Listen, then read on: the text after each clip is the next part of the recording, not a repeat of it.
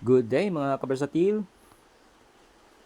Ito yung ginawa nating mga metal bench at table na nung nakaraan ay mayroon kaming kapirasong naipakita sa inyo. At ngayon ay nabuo na natin ito.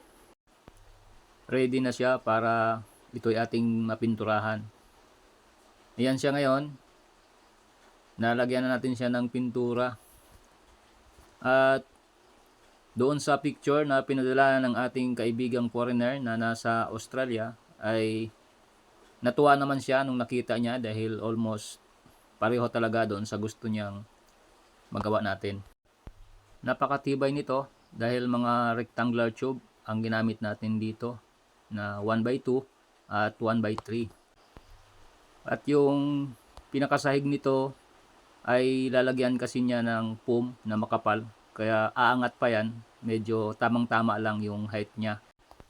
At napaka-komportabling upuan to.